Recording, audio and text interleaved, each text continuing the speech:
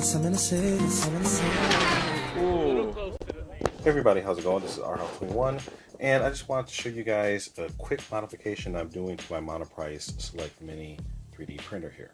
Now, for those who aren't familiar with the Monoprice, you have this nice aluminum build plate here, which has, is heated. It heats up to 60 degrees Celsius. Actually, it can go a little bit higher than that. I think it can go up to 80. But one of the problems with it is it's just an open plate of aluminum. So it's radiating heat out from the top and from the bottom. That actually means that it has to spend a little bit more energy because most of the energy, well, half the energy is going out in the bottom half. So it takes more power to heat this thing properly, and that extra cooling takes extra energy and so on and so forth. So a hack that a lot of people have done is to make an insulated plate, and this is my version right here, where you take some cork, which is a great natural insulator, and foam board, which is another good insulator, and you can get a sheet of cork. I got mine from Michael's, the local arts and crafts store. It was only a couple dollars for a roll of several feet, so I've got tons of cork now, and a sheet of foam board, which again is really inexpensive. So I took off the build plate, turned it upside down like so. Be careful, there are wires here that you don't want to inadvertently break. So I cut a pattern and set this thing up. So I now have these pieces wedged in here. I took a measurement beforehand. I saw that the build plate, it sits normally about 1 centimeter above this bottom plate here. So I actually use some little squares of foam board to act like spacers. So just to kind of take up some of the extra slack, because the distance, well, basically this little piece right here is about 7.5 millimeters thick altogether. So there's a couple millimeters of empty space. So I don't want to have to glue this thing down and hold it in place. So I'm just going to use good old-fashioned wedge action and just, have these little guys acting like shims to hold this thing up. So now I can take this and very carefully lay it down. And this bed is supported by several little springs. So over here you can see that I've got these little springs. So you've got these little springs and seats that are held together by screws. And this is what holds the bed down. So basically you have one of these cups, spring, another cup, and the screw holding it in place. So I'll splice back in when I have this thing back. Okay, so now I've gotten the build plate back down, which was not that difficult. I just used these little spacers here, put them together and slid them under the build plate, and just was careful getting the screws back in. So I realized that all I really needed was 4 of those little spacers, because all I'm trying to do is just keep the little insulating pad in contact with the build plate. So I don't really need to have the ones in the middle, and I was afraid that if I had them there, it might add pressure that might make the plate bow out in the middle. So this, by putting the spacers right underneath the set screws, is basically not applying any extra bending moment that might cause the build plate to bend upwards. So that should be just fine. All right, so I use my calipers here, ta-da, and I checked out what the build plate spacing was before I started using this, and so I just set this in the right ballpark to about 10 millimeters. So that is a starting point, because now I need to adhere one of these new BuildTak plates to the surface here, and then I need to go through the process of re-leveling. So you guys have probably seen plenty of videos on that, but basically what I have to do is take the print head here, lower down so it touches the 4 corners of the base. You want to have just enough space where you can fit something about the size of a business card through. Now that's a little bit different. Most people say a piece of paper, but according to the BuildTak instructions, they suggest, because this stuff is very, very, very sticky isn't the right word. It it bonds very well with the filaments. So you don't need to have, you actually want to have a little bit more space in between the BuildTak and the build plate than you would ordinarily, especially if you're trying to print on hot glue, or I should say on, especially if you're trying to print on, you know, good old-fashioned glue stick, you know, because the adhesion with the BuildTak can be so powerful that you basically can't get the stuff off. So they suggest having it a little bit further away than you ordinarily would, so that you find your sweet spot. So you're gonna, they say you have to do a little bit of experimentation to try to get, you know, the right first layer thickness and everything. Because basically, when you're building on this material, it's like a different printer.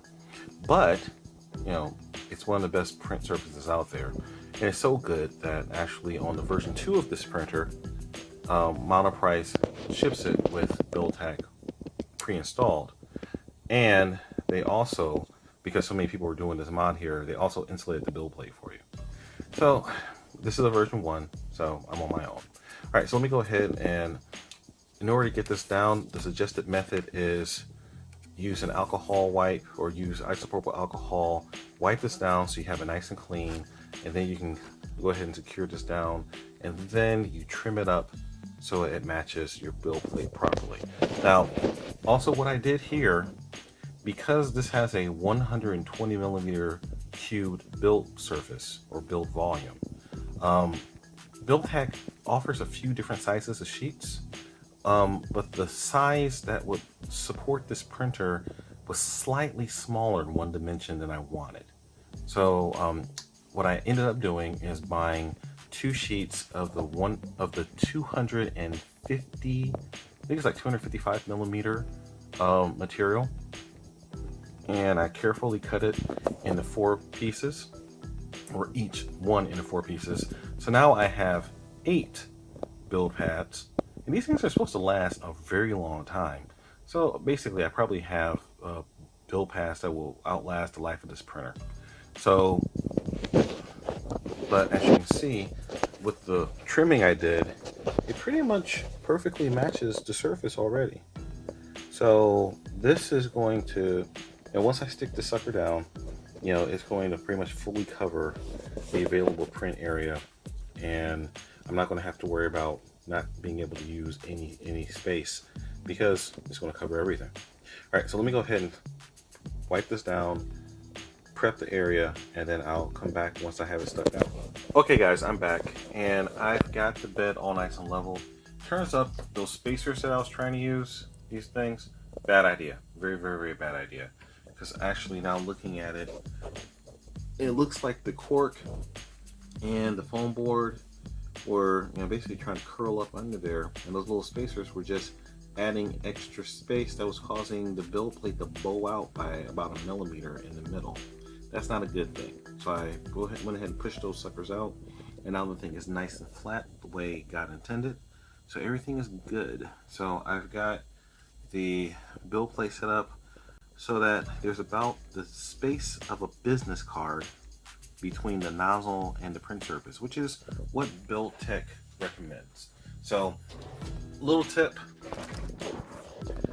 So this right here is a really, really slick little set of HTML code that I downloaded. Actually, it's a set of G code. Well, long story short, this is a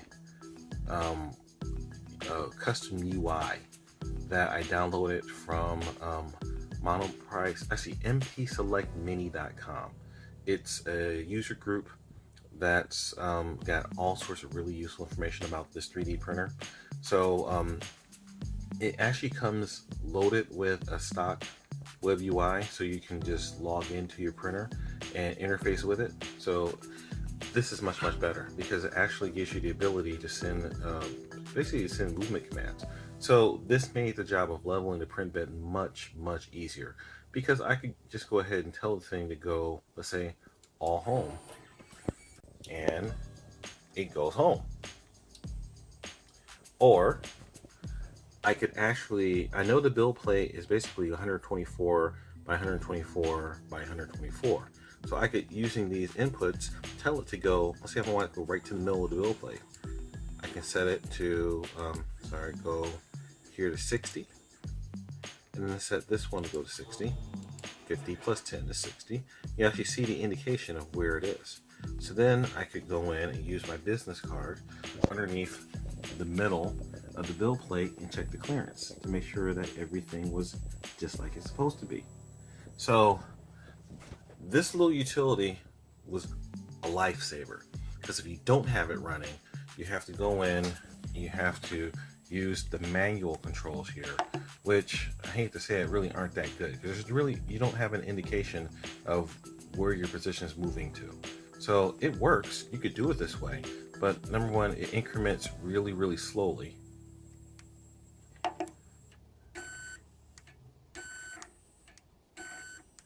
And it's just not that user-friendly. Whereas this interface here, this just works. So this is kind of nice. So again, I can just do that.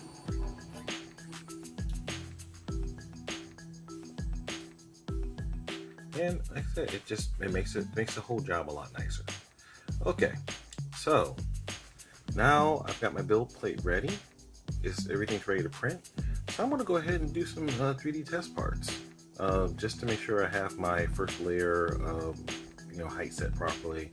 Doing all those things that you have to do when you set up a 3D printer from scratch again.